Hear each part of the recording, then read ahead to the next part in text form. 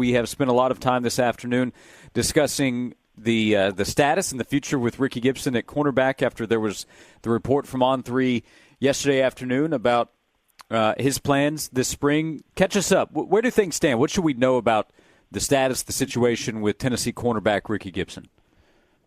Yeah, I mean, as I said on Volquest yesterday, I think Tennessee was prepared that Rickey was going to want to renegotiate his NIL. Now, he already negotiated a new deal back in December, but because of the way this whole thing is flawed, once Jermon McCoy got hurt, Rickey's importance became a little bit more. You can kind of go back to the well. And I think Tennessee was surprised by the timing of yesterday, right? Like, I think in a perfect world, you don't play this out in the media. You go and negotiate a new deal and go from there. I think doing this before spring practice certainly puts, Rickey in the crosshairs. I'm not sure this is necessarily Rickey. A lot of times with these kids, it's the agent, it's the parents, it's the uncle or whoever, right? It's not the kid in most instances. So, yes, he's a part of it, but so many times these kids are just kind of chess pieces that people are moving around trying to, negotiate a deal. And so an interesting kind of way to go about it. And so we'll see what Tennessee does. There's an interesting dilemma here, because if you renegotiate with Rickey, then everybody on your team is going to come back and go, wait a minute, I want to renegotiate too. And AP, I mean, that's a great point. He plays in a room where there's two guys that got, bumped. One, there was a public negotiation with Boo Carter, and so he probably knows what those guys are making. But also think about this too, and I want to get your take on this. He maybe has even more leverage because you need the young receivers to be able to go up against quality DBs. And McCoy not being there, Gibson is the only other starting DB that you have, and you need the receivers to be able to go up against good DBs because iron sharpen iron. He is really important to help these receivers improve. What do you think about that? Yeah, I think that's a great point, and probably one that nobody's really talking about. So you bring up a great way to look at this. Obviously Tennessee needed guys like Trey Poteet and some of those freshmen to really come along as DBs this spring, regardless of Rickey's status. But for me, I just think it was just put an unwarranted pressure on Rickey, put the bullseye on Rickey. He's going to go in there and continue to do workouts, go to practice. I assume he's going to anyway. If he's going to do that, like where's the buy-in at? Like, how incentivized is Tennessee, though, to put him through a bunch of reps and give him a bunch of reps? He may not be here. So, I mean, it's an interesting play here. It's not a play I would have made, because I think you could have done this much differently and still got the same result or got your desired result, but it's a play that they've made. So, we'll see kind of what happens, where Tennessee goes from here, what does Tennessee do, and then what does Rickey do? At the end of the day, Rickey can't go in this league. So, I mean, is he going outside of the SEC? Did the people around him even understand the whole SEC transfer thing? You can't do it in the spring, as of right now anyway. Austin Price, Volquest.com. Yeah, so do you know, does Rickey still plan to go through spring if this is not resolved, a potential renegotiation or what he's going to make, or is that to be determined in the next week or so? I would say it's to be determined. Tennessee's going to want to try to keep Rickey on their football team, right? But at the same time, it's put them in a weird spot where if you do this and renegotiate and Rickey gets what he wants, all it does is push everybody to come back and want to renegotiate, which, kids are doing that all the time anyways. That's the flaw in this system. It's not that they can transfer. It's that the contracts aren't binding. Like, you sign a deal with somebody, you can decide you want to, get more tomorrow. I mean, when you guys go in, does Jeff Jarnigan allow you all to negotiate money every day? That's what this is. I mean, like, Brent Hubbs wouldn't allow me to get a raise and then come back next week and go, I want more money, Brent. Well, he didn't say we couldn't, because we haven't tried yet. Maybe we should. Yeah, Swain, can you handle the rest of this segment? I've got a call to go make. Well, I have floated out there on the lead lap on Saturday mornings. There you go. That's the way to do it. I'll make that same call around 2:00 if you make it next segment. How about that? All right, what's the move with Seth Littrell, the former OU offensive coordinator that was let go there? He's added on staff. What's going to be his role, and what was the motivation to bring him on board? Just somebody that's an experienced quarterback guy, another set of eyes for Halsley, for Heupel.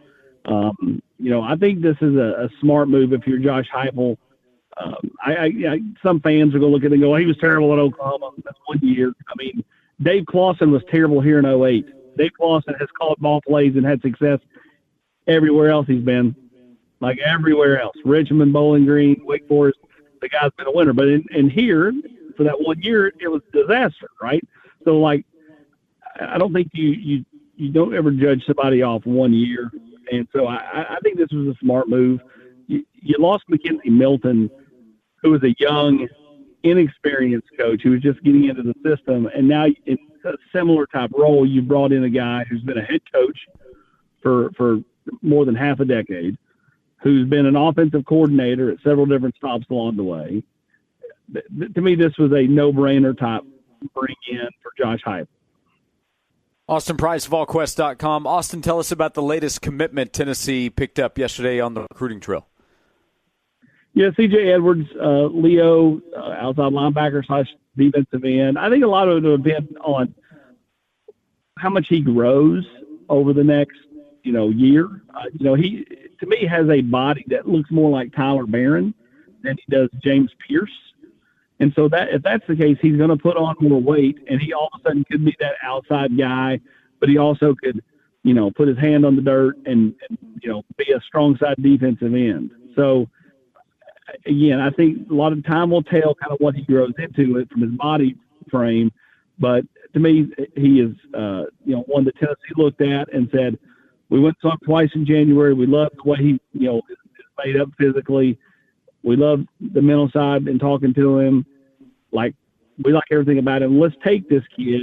And then, we'd rather take him blow up and try to hold on than him just blow up. And then you're trying to just, be in the mix. Right now they've got him in the boat. We'll see if they can keep him. Also, PriceVolquest.com. Georgia announced their rev share breakdown, 75% to football, $13.5 million. Any idea of kind of what Tennessee is thinking or what they're going to do when it comes to their rev share and their distribution model? I think it'll all be similar. I think we're going to see if the House case passes first. I think there's going to be so many challenges to it. Where does Title IX fit into all this? I think the biggest thing, the most important thing is as a state legislature, if you're Tennessee, you've got to do what Georgia has done, what Ohio has done, which is make it legal for the university to start paying kids. The NCAA can't do anything about it. And that takes pressure off, some of your donors. It takes pressure off the collective. I think that's important. And then I think, just you look at all the way, look at Oregon's changed their state laws to where if they do have that clearinghouse to be able to legitimize deals, so you're not just paying, you're doing pay for play.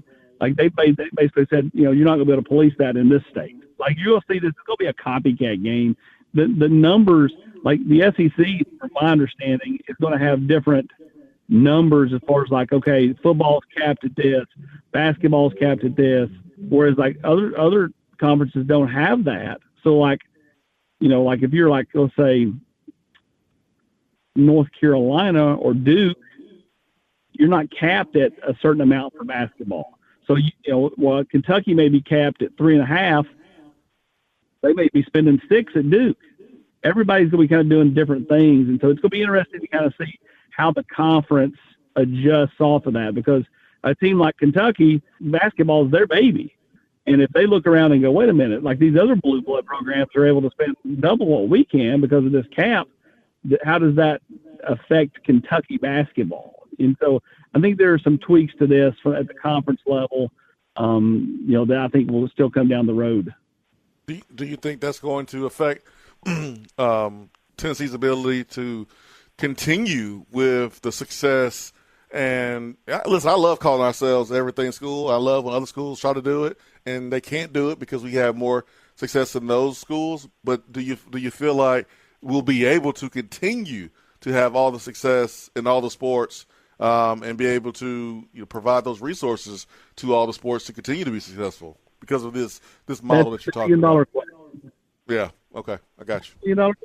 I mean, like I wish I could say yes or no. I don't know. I mean, common sense tells me you probably can't do that because, I mean, at the end of the day, these fans that, are asked to buy in and do this and do that and pay more, like, do they want you to give more money to football, which is, king, or to other things? And so I guess I think time will tell, but I think you're going to have to, if you really want to be an everything school, you're going to have to be creative. You're going to have to figure out, how to do legitimate NIL deals outside of the, the $22 million or whatever with the House case, if that's able to pass, and go from there. Are you not entertained? The fun continues in the world of college sports, and the coverage never stops at Volquest.com with Tennessee football, with recruiting, with spring practice starting up next week, and then, of course, basketball and baseball in full swing. Volquest.com to read, see, and hear the crew each and every day. Austin, we appreciate the time each week. Thanks so much, and we will talk to you again soon. Appreciate it, guys. Thank you.